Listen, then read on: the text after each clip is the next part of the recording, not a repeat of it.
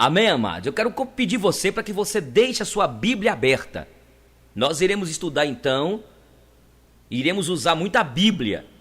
Estamos estudando todas as quintas-feiras algumas doutrinas da fé cristã. Nós somos uma igreja então dentro de uma confissão calvinista, não é? E nós falamos a semana passada sobre predestinação, eleição, as bênçãos da eleição, falamos sobre a graça, na outra semana falamos das conquistas de Cristo por nós na cruz. E hoje eu quero conversar com você sobre os benefícios, as bênçãos da justificação. Vamos lá então em Romanos. Eu quero pedir vocês para ficarem com a Bíblia aberta aí em Romanos 5. Nós iremos ler alguns textos. E olha o que diz o versículo 8. Mas Deus prova o seu amor para conosco em Cristo, em que Cristo morreu por nós, sendo nós ainda o quê? Sendo nós ainda pecadores. Então veja, você já parou para refletir, amado, a respeito das bênçãos decorrentes da justificação pela fé? Eu queria que você pensasse um pouco no que Cristo fez por você. E no final dessa reflexão nossa, nós iremos louvar ao Senhor, cantar um cântico de adoração a Ele, pela sua graça e redenção. Então veja, o Filho de Deus assumiu o castigo que era meu, que era seu. Ele tomou sobre si a nossa condenação. Na cruz, Cristo cumpriu a nossa pena, nos justificando perante o Pai e fazendo de nós novas criaturas. Ele nos libertou da lei do pecado. E uma vez livres e justificados pela fé, temos paz com Deus.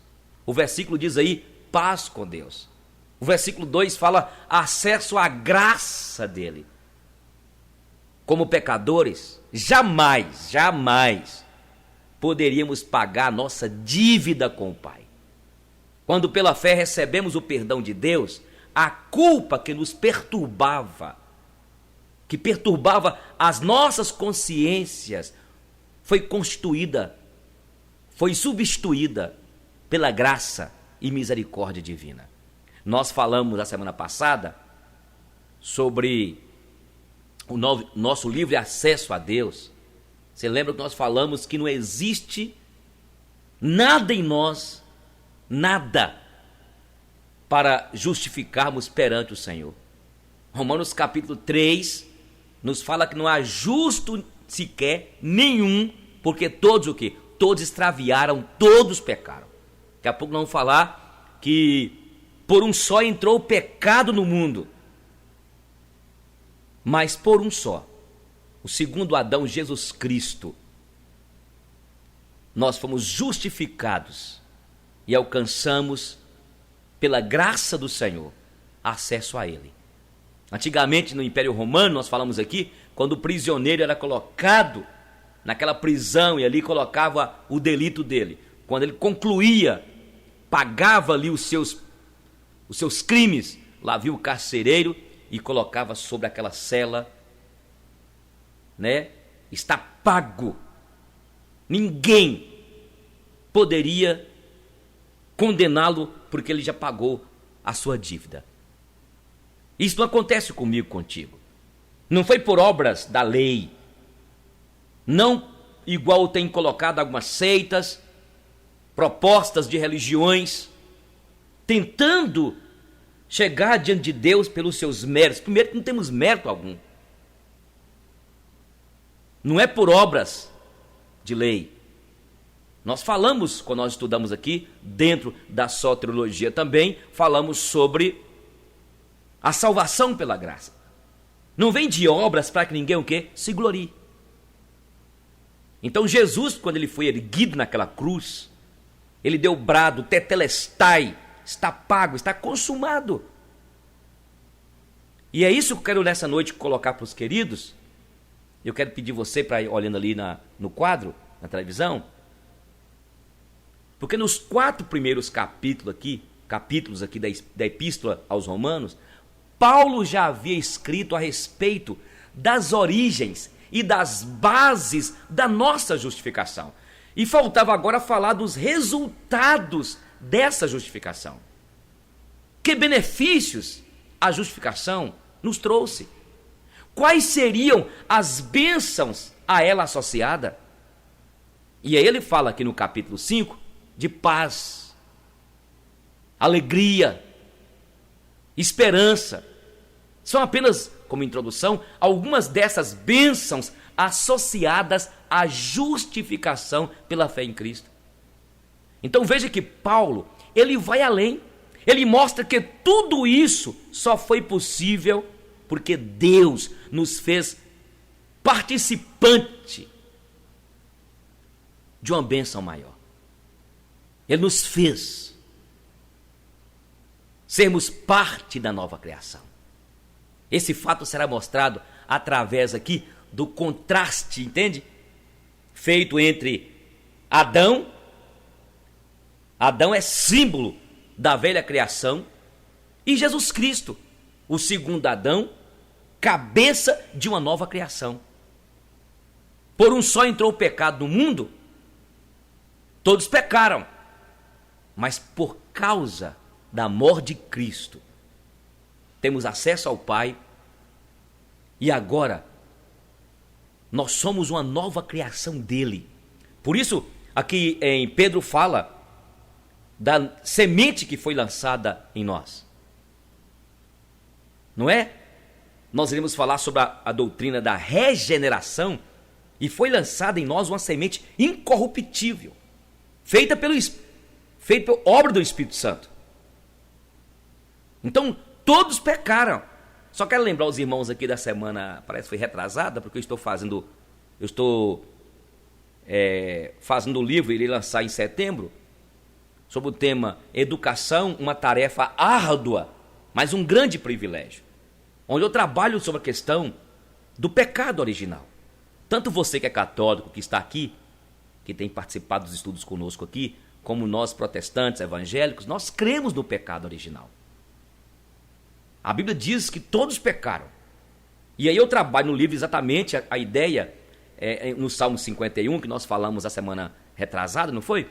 Sobre o Salmo 51, quando fala 5, versículo 5, quando fala, eu nasci na iniquidade e em pecado me concebeu minha mãe. Então essa criancinha tem quantos meses? 3. Então veja, o dia que essa criança foi formada nas trompas dela, no momento da fecundação, naquele momento que houve aquele processo ali, ela já recebeu a herança do pecado original. Todos pecaram. Eu sei que é difícil compreender isso, e eu tive dificuldade quando eu converti. Mas a Bíblia fala que isso é gerado em nossos corações pela fé. É o Espírito Santo que gera em nossos corações essa compreensão de que todos nós pecamos. Eu nasci na iniquidade e em pecado me concebeu minha mãe. E aí eu trabalhei aquela ideia de Provérbios, quando diz, é o que eu estou colocando no livro, né? Quando diz que a estultícia está ligada ao coração da criança, mas a vara da disciplina, da correção, a separará, a desviará dela. Vai tirar essa estultícia, essa maldade. O coração meu e seu é corrupto, enganoso. E é por isso que eu estou falando aqui sobre essa ideia de que, eu estou contrastando aqui, o primeiro Adão, lá do Éden, que pecou, Eva, nossos primeiros pais, herdamos esse pecado. E aí nós estamos fazendo um contraste do símbolo da nova criação, que é Jesus. Adão, a velha criação, o segundo Adão, Jesus Cristo, e ele é o cabeça dessa nova criação. A justificação pela fé em Cristo nos libertou de Adão, símbolo do velho homem, para nos colocar em Cristo, onde fomos feitos uma nova criação. Aí vamos cantar a música do Fernandinho, nova criação, não é? Ora, Pode uma doutrina como a da justificação pela fé ter um benefício prático na vida do crente? Então, há alguma consequência concreta quando o crente toma consciência de que foi justificado por Deus por intermédio da graça divina mediante a fé em Jesus? É importante, então, eu quero enfatizar nessa noite a todos vocês, de que toda doutrina bíblica possui uma aplicação para a vida. Doutrina não é apenas, gente, uma teoria. Justificação, predestinação, a eleição, esta área da soteriologia, a pneumatologia, esses estudos que nós temos feito aqui, a doutrina, então, não é apenas teórica. Ela visa a amadurecer você, irmão, a fim de que cada um de nós caminhe de maneira segura no dia a dia nosso, lá no trabalho, na escola, em meio aos questionamentos das pessoas. O apóstolo Pedro fala que cada um de nós deve saber a razão da fé para sabermos responder às pessoas ou para nós mesmos, para que saibamos viver em meio às perguntas, às lutas, às interrogações da nossa própria natureza caída, conquanto somos salvos, fomos regenerados, mas há uma velha criatura em nós. E para isso, para que nós sintamos também seguros, chegando ao nesse processo de amadurecimento pela fé. Não é? Então, eu quero colocar nessa noite que os benefícios da doutrina da justificação pela fé traz para nós algumas lições práticas. Eu gostaria que você olhasse ali, porque não trabalha aquele quadro lá, ó. Isso, amplia para nós aí. Os benefícios da doutrina da justificação pela fé. Olha o primeiro quadro.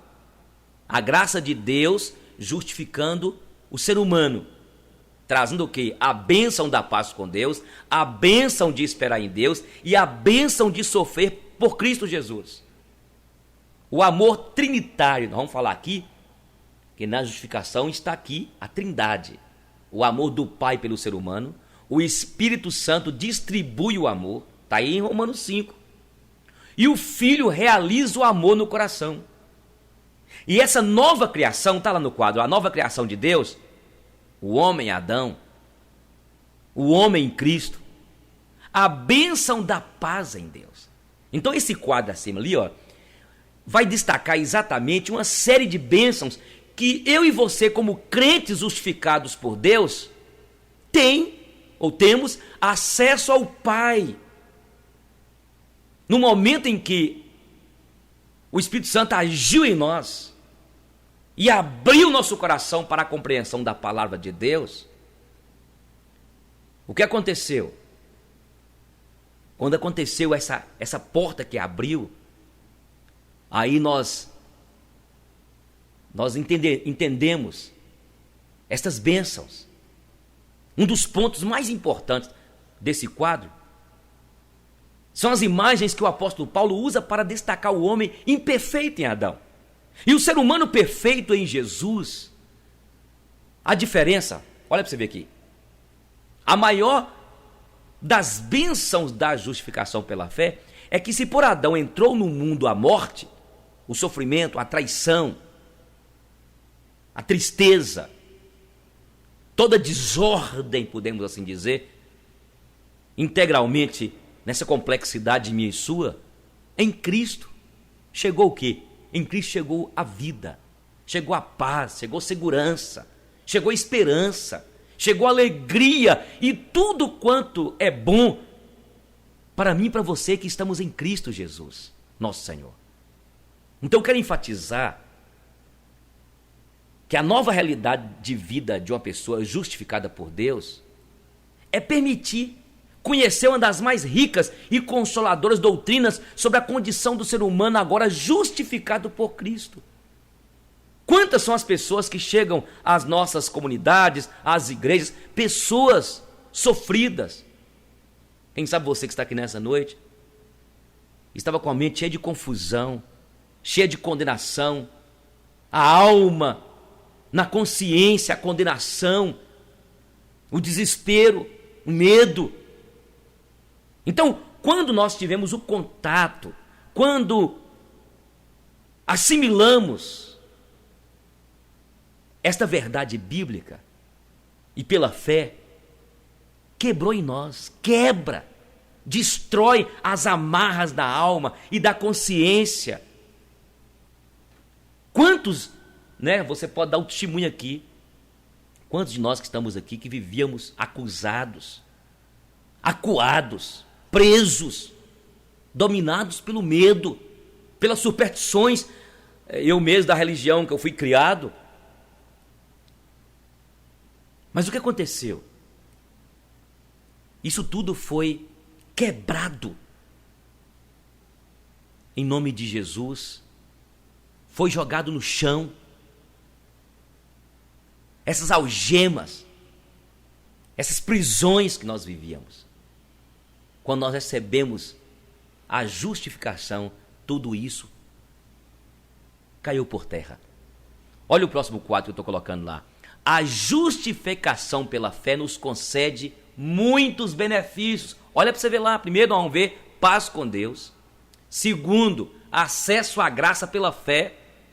Terceiro, nós iremos estudar hoje à noite, esperança da glória em Deus, de Deus. Quarto, alegria nas tribulações. Quinto, o amor divino derramado em nós. E sexto, o amor de Deus demonstrado a nós através da morte de Jesus Cristo, o Filho de Deus. Então vamos ver o texto agora de Romanos. Se você puder sentar, senta junto, gente. Não para quem não tem Bíblia, né? Alguns têm Bíblia, tá bom, desculpa. Porque tem alguns que estão com Bíblia aí no telefone. Olha o que diz, vamos lá? Eu estou usando a Bíblia atualizada. Sendo, pois, justificados pela fé, temos paz com Deus por nosso Senhor Jesus Cristo, pelo qual também temos entrada pela fé a esta graça, na qual estamos firmes e nos gloriamos na esperança da glória de Deus. E não somente isto, mas também nos gloriamos nas tribulações, sabendo que a tribulação produz a paciência, e a paciência a experiência, e a experiência o quê? A esperança. Então, um olhar em duas direções, sendo, pois, justificados pela fé. Há um consenso entre os comentaristas que a sessão aqui começa no capítulo 5 de Romanos, que começa aqui, ela faz um elo, é uma transição entre Romanos 1,18, 4,25 e Romanos 5,1, 8,39. Ela é, portanto, o elo que liga o que vem antes e o que vem depois. Retrospectivamente, Romanos 5,1 mostra o fato do que seja a justificação em Cristo Jesus, entende? Por outro lado, olhando prospectivamente, Romanos 5,1 também enxerga aquilo que vem como resultado dessa justificação. É um olhar para frente. Stanley Clark, ele destaca que a diferença de opinião a respeito de se associar o capítulo 5 com os capítulos anteriores, 3,21, 4,25, ou depois 6,1, 8,39, sugere que seu papel é transitório, isto é, especialmente verdadeiro para os primeiros 11 versos. Em alguns aspectos, Romanos 5 olha para trás, para a gloriosa verdade da justificação do homem pela fé. No entanto, abaixa um pouquinho para me ler, vai lá. No entanto, os conceitos vertidos têm mais em comum com 6,1, 8,39, com 3,21, 4,25. Tem que citar isso aqui, né? Só para consubstanciar essa doutrina, essa exposição nessa noite, e quero ser o máximo prático. O tema da sessão inteira, segundo ele, que justificou a nova vida do homem. Então, o que acontece aqui, irmãos? Suspenda o quadro e vai lá. Está tendo um probleminha na transmissão. Olha aqui. Temos paz com Deus por nosso Senhor Jesus Cristo. O efeito imediato da justificação é a paz, irmãos amados. Temos paz. Os manuscritos gregos pertencentes ao texto crítico do Novo Testamento trazem a palavra tenhamos paz em lugar de temos. Todavia, os eruditos em Novo Testamento observam que a evidência interna do contexto dessa passagem exige o sentido presente do verbo. Nesse caso, a palavra é essa aí mesmo. Temos.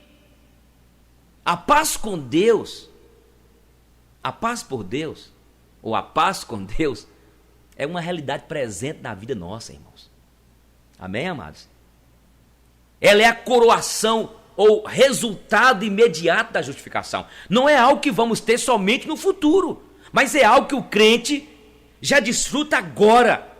Toda a argumentação de Paulo aponta na direção do aqui e agora na vida do crente. André Murray, antigo expositor bíblico, ele comenta o seguinte, olha o que ele fala, vai lá, baixa aí por favor. A paz com Deus é uma bênção coordenada à justificação que se realiza sob circunstâncias de condenação e de sujeição à ira de Deus. E a justificação contempla nossa aceitação diante de Deus como justos. E o pano de fundo é a nossa alienação diante de Deus. A paz com Deus contempla nossa restauração a favor e à luz do rosto divino. O fato de que a paz com Deus recebeu a preeminência dentre as bênçãos provenientes da justificação é o fato de que a paz com Deus recebeu a preeminência dentre as bênçãos provenientes da justificação é coerente com o status que a justificação nos assegura. Aí continua ele dizendo, paz com Deus denota relacionamento com Deus. Não se trata apenas de serenidade e tranquilidade de nossas mentes e corações, mas refere-se ao estado de paz que flui da reconciliação e reflete-se primeiramente sobre nossa alienação de Deus e nossa restauração ao favor divino. A paz da mente e do coração procede da paz com Deus, sendo reflexo em nossa consciência do relacionamento estabelecido pela justificação.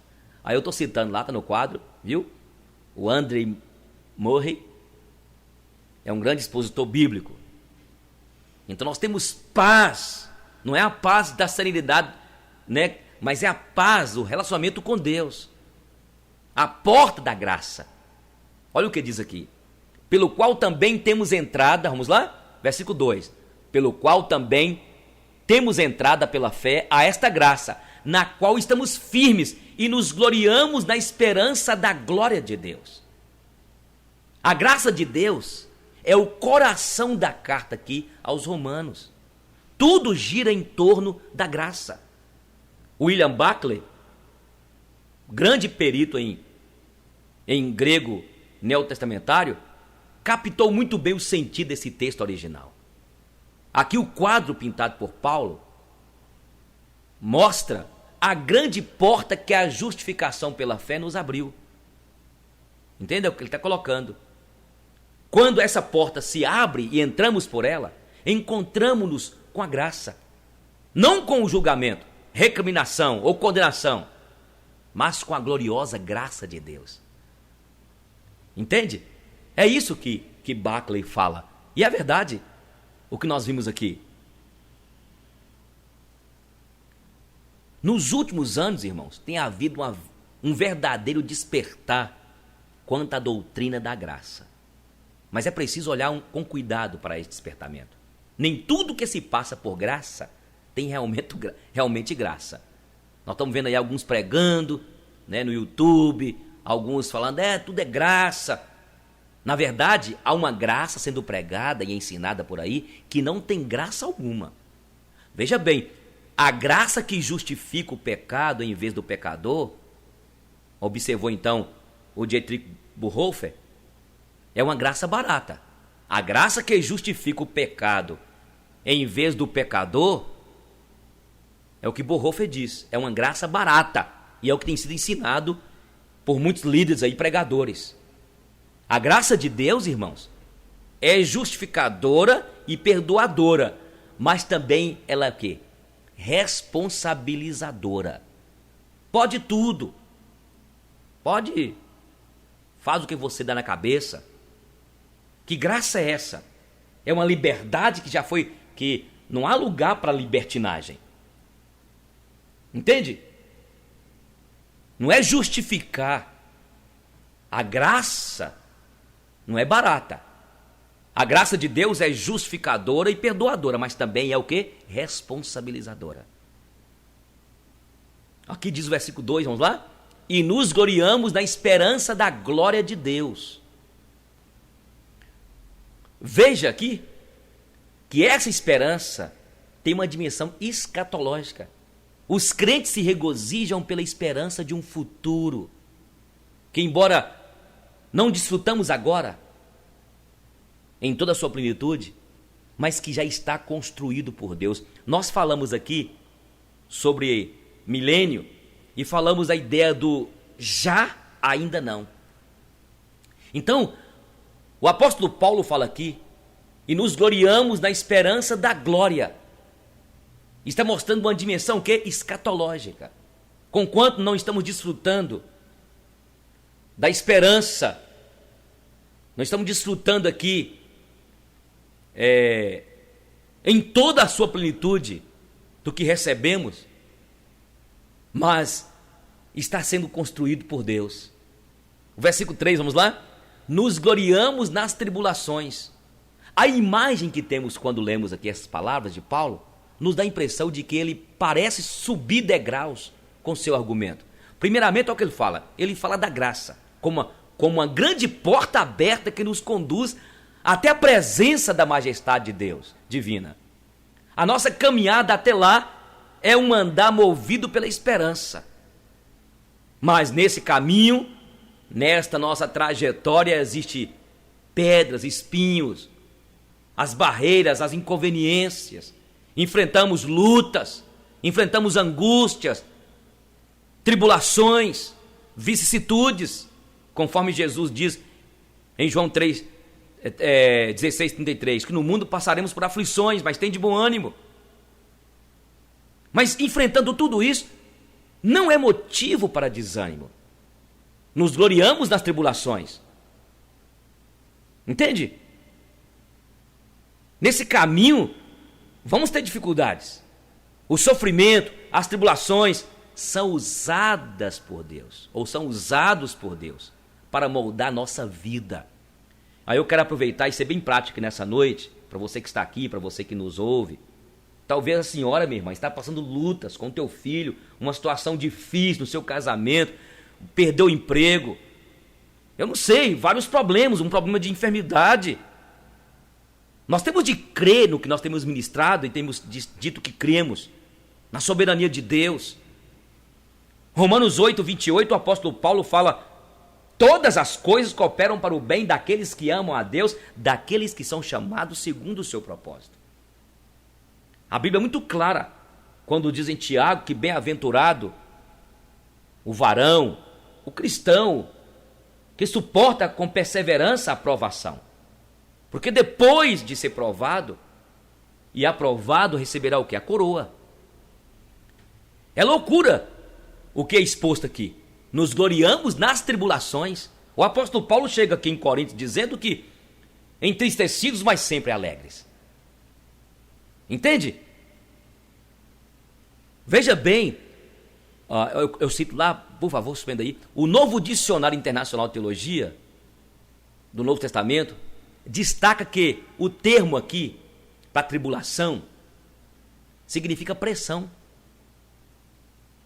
Nada disso serve de motivo para o desânimo, irmãos. Nem mesmo as pressões da vida, o desemprego, um problema de enfermidade, uma crise na família, no casamento, uma crítica, seja qual for as pressões que você que está aqui nessa noite está vivendo, elas nos conduzem a quê? A perseverança. Nos gloriamos nas tribulações. Não estou dizendo que você agora vai ficar aí, Deus, manda tribulação, manda problema, mas eu sei que nessa noite estamos vendo aqui algumas pessoas passando lutas. E a senhora que está aqui, você, meu amado, mesmo em meio à tribulação, à luta, à pressão, esta palavra então, tribulação, quer dizer pressão.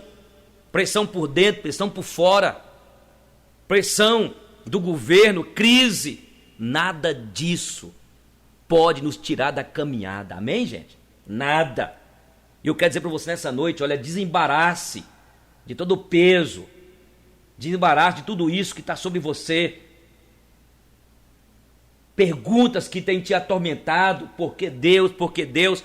Querido, tem coisas, tem situações que Deus permitirá acontecer em nossas vidas e nós não podemos ficar aí perguntando a Ele por quê. Deus tem um propósito em tudo. Ele tem um controle de tudo. Amém, povo de Deus? Amém? Nós temos tentado aqui estudar as doutrinas bíblicas. Estudamos sobre a tulipe, não foi? Falamos sobre a graça irresistível, perseverança dos santos. E na verdade, presta atenção, tudo isso serve quando nós estudamos, e nós estudamos na nossa confissão isso, o catecismo. Todas as pressões, os problemas, ao invés de nos distanciar de Deus, pelo contrário, vai nos colocar mais perto dele. Então, olha o que diz o versículo 3 agora. A tribulação produz o quê? Produz paciência. A tribulação produz paciência. Nunca, olha o que o William MacDonald, ele fala, nunca poderíamos desenvolver paciência se nossas vidas estivessem isentas de problemas. É o que esse grande mestre nos ensina. Nunca poderíamos desenvolver, amplia a letra aí, nunca poderíamos desenvolver paciência se nossas vidas estivessem isentas de problemas. O problema vai produzindo em nós o quê? Paciência. Eu nasci já enérgico, ansioso. Quando eu converti, quando eu entrei no ministério especificamente, as lutas pelo meu jeitão ansioso, né? Assim, meio sanguíneo. E tive problemas sérios até porque isso tudo vai para nosso corpo, nossos órgãos internos. E depois de mais de 28 anos de ministério, só que em Montes Claros, 20 anos aqui nessa igreja, Deus tem me feito mais paciente, em meio às tribulações, os problemas, aí produzindo em nós paciência. Olha o versículo 4 que diz, e a paciência, a experiência, e a experiência o quê? A esperança.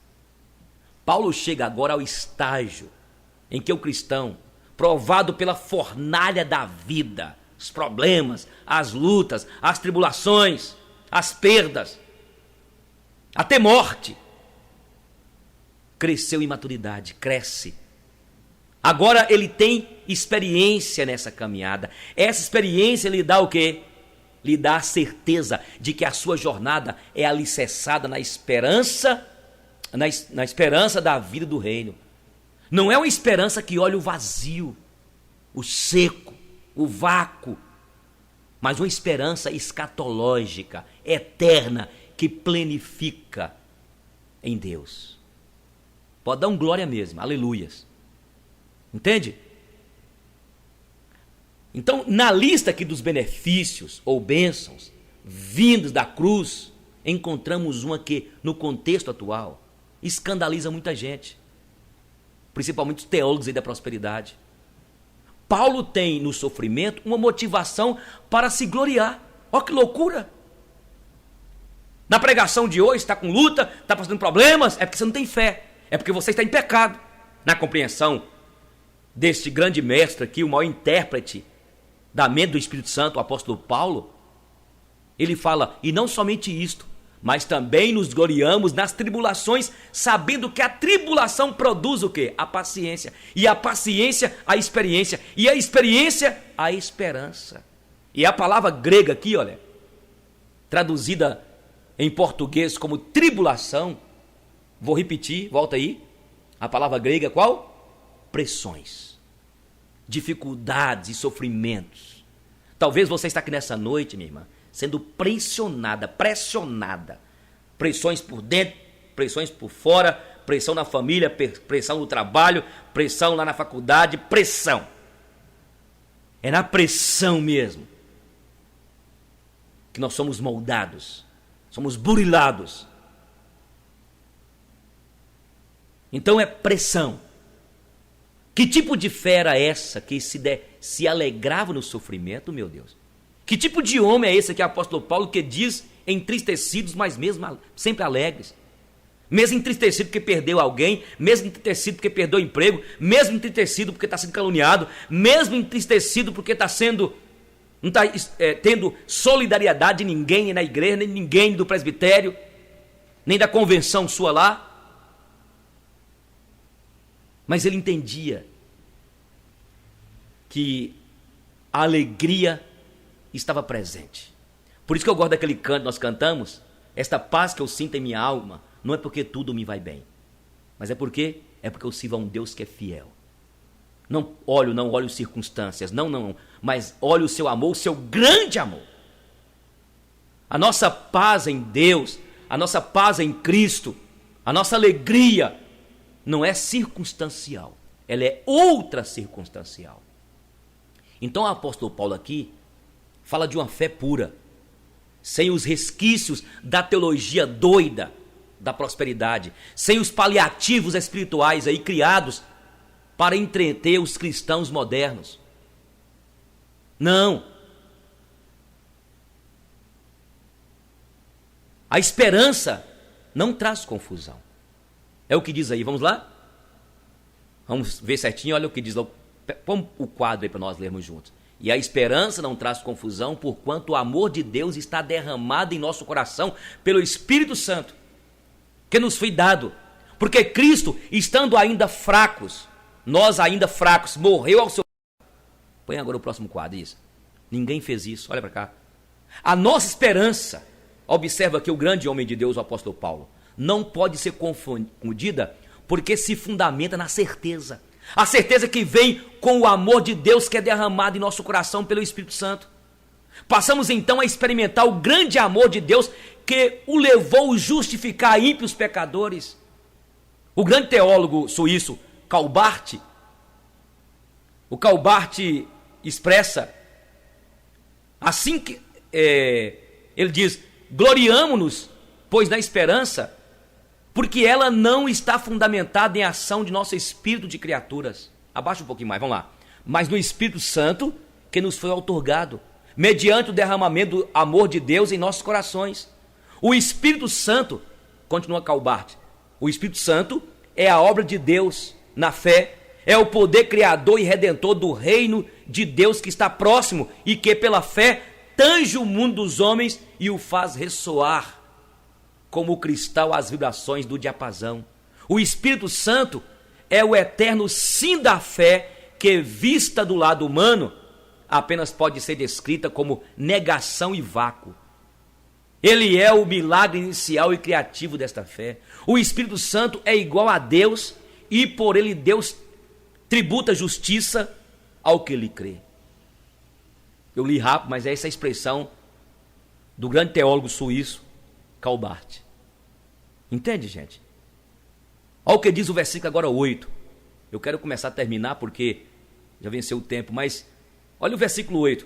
Mas Deus prova o seu amor para conosco em que Cristo morreu por nós, sendo nós ainda o quê? Pecadores. Eu quero citar agora, abaixa o quadro, vai lá. Olha o que Martim Lutero, o grande reformador alemão, expressou. Ele colocou em destaque o amor de Deus pelos pecadores, quando resumiu o capítulo 5 em seu prefácio na carta de Romanos. Olha o que ele diz. No 5º capítulo, olha o que ele fala. Ele fala dos frutos e das obras da fé. Quais são? Ou quais sejam? Paz, alegria, amor a Deus e a todos, além de segurança, confiança, ânimo e esperança em tristeza e sofrimento. Pois onde a fé for verdadeira, tudo isso resulta do bem superabundante que Deus nos demonstra em Cristo, de tê-lo feito morrer por nós antes mesmo de lhe podermos pedir, quando ainda éramos inimigos. Aí continua Martim Lutero: temos, portanto, que a fé justifica sem quaisquer obras, e mesmo assim não sucede daí que não se deveria fazer boa obra, e sim que as obras justas não ficam ausentes. Destas, porém, os santos, por nada saberem, inventam para si mesmos obras próprias, que não contêm nem paz, nem alegria, nem segurança, nem amor, nem esperança, tampouco qualquer tipo de obra e fé cristã direta. Eu li certinho lá Baixa um pouquinho para nós aí. Então, essa foi a argumentação de Martim Lutero. Com a justificação, gente, com a justificação pela fé, a bênção do amor trinitário, o amor divino derramado em nós, temos a força que energiza a nossa esperança, que é o amor de Deus derramado em nossos corações pelo Espírito Santo. Esse amor só é derramado sobre um coração justificado. Veja que o interessante deste versículo é o destaque ao amor que Deus tem por nós e não o amor que temos para com Ele. Entende? E eu quero colocar para os irmãos aqui essa ideia da justificação. Olha o que eu coloquei ali nesse quadro, presta atenção aqui. Porque eu estou colocando aqui a trindade, a ação da trindade. O Deus que decidiu, o Deus que amou, o Filho que, o Espírito Santo que fez a obra, o Filho então que morreu por nós. Aí eu quero colocar uma coisa aqui agora, deixa eu seguir em frente, pode seguir em frente aí, benção. Deixa eu colocar agora a questão, a diferença do primeiro Adão e o segundo Adão. Olha o que diz aqui. Porque assim como por um só ofensa veio o juízo sobre todos os homens para a condenação, assim também, por um só ato de justiça, veio a graça sobre todos os homens para a justificação de vida. O primeiro Adão colocou a raça nas sombras do pecado. E esse quadro era desesperador. Um pecou, logo todos o quê? Pecaram. Um desobedeceu, logo todos o quê? Desobedeceram. Paulo não explica como isso aconteceu, mas onde aconteceu? Na queda do primeiro homem. E aí, de lá para cá, passamos a carregar conosco a natureza, como eu lhes disse, adâmica, sem deixarmos de ser responsáveis pelos nossos atos. A queda depravou a raça, mas não lhe tirou o livre de nosso coração pelo Espírito Santo. Passamos então a experimentar o grande amor de Deus que o levou a justificar ímpios pecadores. O grande teólogo suíço Calbart, o Calbart expressa assim que ele diz: gloriamo-nos, pois na esperança, porque ela não está fundamentada em ação de nosso espírito de criaturas. Abaixa um pouquinho mais, vamos lá. Mas no Espírito Santo que nos foi outorgado, mediante o derramamento do amor de Deus em nossos corações. O Espírito Santo, continua Calbart, o Espírito Santo é a obra de Deus na fé, é o poder criador e redentor do reino de Deus que está próximo e que pela fé tange o mundo dos homens e o faz ressoar como o cristal às vibrações do diapasão. O Espírito Santo é o eterno sim da fé que, vista do lado humano, apenas pode ser descrita como negação e vácuo. Ele é o milagre inicial e criativo desta fé. O Espírito Santo é igual a Deus e por ele Deus tributa justiça ao que lhe crê. Eu li rápido, mas é essa a expressão do grande teólogo suíço Calbart. Entende, gente? Olha o que diz o versículo agora 8. Eu quero começar a terminar porque já venceu o tempo, mas olha o versículo 8. Mas Deus prova o seu amor para conosco em que Cristo morreu por nós, sendo nós ainda o quê? Pecadores. Eu quero citar agora, abaixa o quadro, vai lá. Olha o que Martim Lutero, o grande reformador alemão, expressou. Ele colocou em destaque o amor de Deus pelos pecadores, quando resumiu o capítulo 5 em seu prefácio na carta de Romanos. Olha o que ele diz.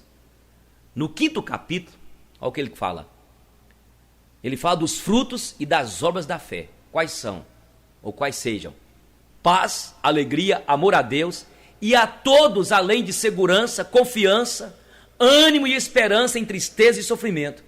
Pois onde a fé for verdadeira, tudo isso resulta do bem superabundante que Deus nos demonstra em Cristo, de tê-lo feito morrer por nós antes mesmo de lhe podermos pedir, quando ainda éramos inimigos. Aí continua Martim Lutero: temos, portanto, que a fé justifica sem quaisquer obras, e mesmo assim não sucede daí que não se deveria fazer boa obra, e sim que as obras justas não ficam ausentes. Destas, porém, os santos, por nada saberem, inventam para si mesmos obras próprias, que não contêm nem paz, nem alegria, nem segurança, nem amor, nem esperança, tampouco qualquer tipo de obra e fé cristã direta. Eu li certinho lá, baixa um pouquinho para nós aí. Então, essa foi a argumentação de Martim Lutero. Com a justificação, gente, com a justificação pela fé, a bênção do amor trinitário, o amor divino derramado em nós, temos a força que energiza a nossa esperança, que é o amor de Deus derramado em nossos corações pelo Espírito Santo. Esse amor só é derramado sobre um coração justificado. Veja que o interessante deste versículo é o destaque ao amor que Deus tem por nós e não o amor que temos para com Ele. Entende? E eu quero colocar para os irmãos aqui essa ideia.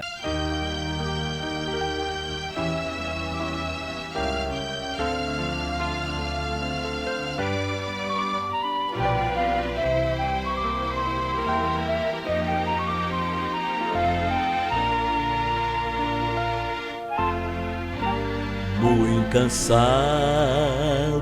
estou, mas procuro, Senhor, dele a voz que eu almejo ouvir. Na gloriosa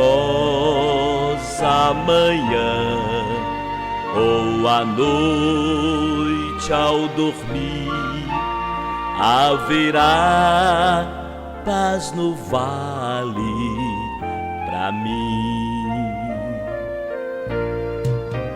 Haverá paz no vale pra mim, eu sei. Haverá paz no vale pra mim, Senhor, eu sei. Nem a sombra da noite ali eu verei. Haverá paz no vale pra mim.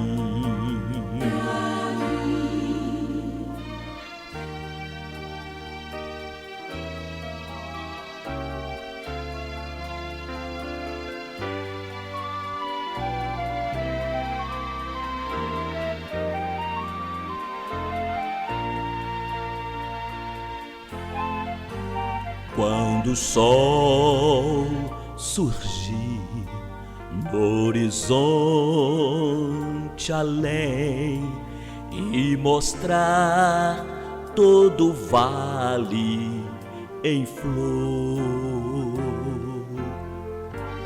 eu ali quero estar, muito alegre a cantar, na presença do meu Senhor.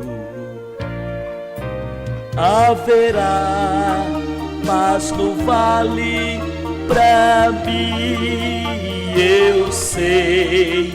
Haverá paz no vale pra mim, Senhor, eu sei.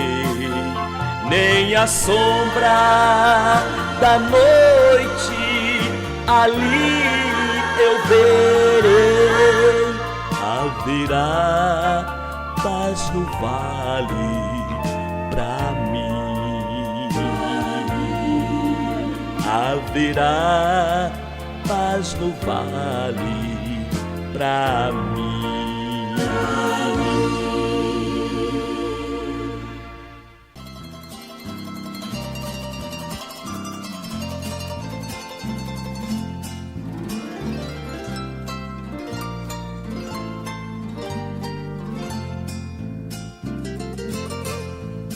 Divino companheiro no caminho, sua presença sinto logo ao transitar. Já dissipaste toda sombra, já tenho luz, a luz bendita do amor. Fica, Senhor, já se faz tarde. Tens meu coração para pulsar. Faz em mim morada permanente. Fica, Senhor, meu Salvador. A sombra da noite se aproxima e nela o tentador vai chegar. Não me deixe só no caminho. Ajuda-me até chegar. Fica, Senhor, já se faz tarde. Tens meu coração para pousar. Faz em mim morada permanente. Fica, Senhor, meu Salvador. Fica, Senhor, já se faz tarde. Tens meu coração para pousar. Faz em mim morada permanente. Fica, Senhor, meu Salvador.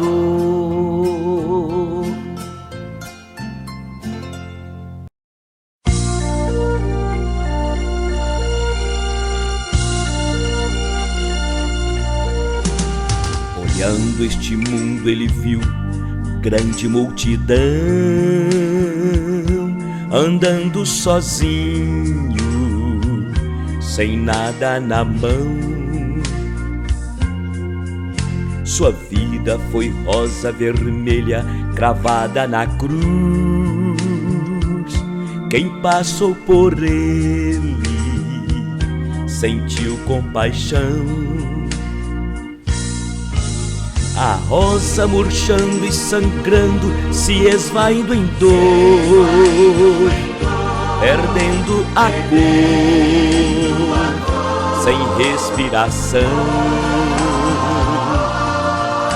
Mas o seu perfume se apega à mão que esmagou, e quem a feriu conseguiu perdão. Agora seu sangue vertendo, caindo no chão, 3 dias morrendo, morre solidão. No terceiro dia o mundo encheu-se de flores, e a rosa vermelha de novo brotou. Jesus é o lírio dos vales, rosa de Saron. Até seus espinhos são marcas de amor. Agora ele vive a plantar um grande jardim. E se você quiser, serás uma flor.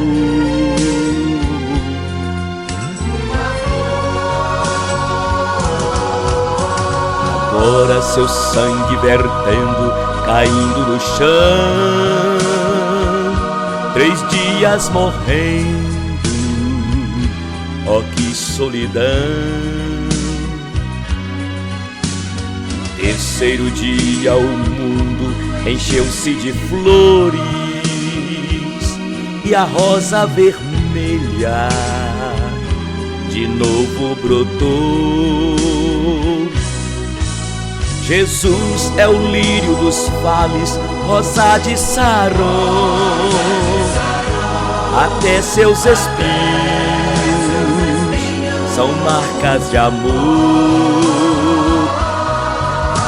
Agora ele vive a plantar um grande jardim, e se você quiser, serás uma flor.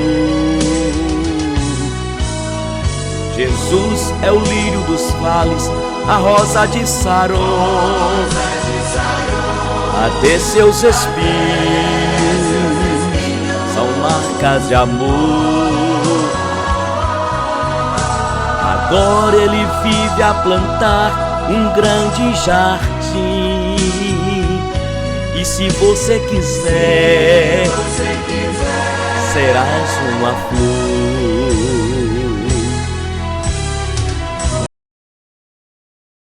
Mágoas, ressentimentos e perdão. O pior já aconteceu, não tem jeito. Fazer o quê? Agora é deixar que doa, que sangre, até o limite do não sei mais o que fazer, ou não aguento mais. Em algum momento, você vai ter que retornar sua vida, e é bem melhor que faça isso depressa. Você precisa entender que a vida é muito curta e ela tem que seguir adiante. Então, reúna o resto do que sobrou e, num esforço sobre-humano, ensaie um recomeço. Primeiro, peça ajuda de Deus. Depois, decididamente, resolva jogar fora todas as mágoas, ressentimentos e exercer o seu direito santo de perdoar. Perdoe a todos que, querendo ou não, lhe feriram. Faça um exercício de memória. Procure se lembrar de um por um. Não omita ninguém. E não se esqueça de que você é a primeira pessoa que precisa do seu perdão. A seguir, ore por essas pessoas. Faça afirmações sobre o perdão que você está liberando. Se for uma coisa possível de fazer, procure a pessoa pessoalmente ou faça uma ligação para ela. Não puxe conversa. Vai diretamente ao assunto. Fale algo mais ou menos assim: estou te ligando, procurando para lhe dizer que eu te perdoo por tudo quanto você me fez. Somente isto. E depois disso, não se preocupe com o que vai acontecer. Você fez a sua parte. Deixe o resto com Deus. Ore para que o seu perdão seja verdadeiro, efetivo. Feito isso, vai ver que está mais leve e que a hora chegou de pôr os pés novamente no caminho. O tempo de recomeçar chegou. É hora de retomar os sonhos, os projetos. É hora de dizer: bom dia, vida. Oséias Lidório.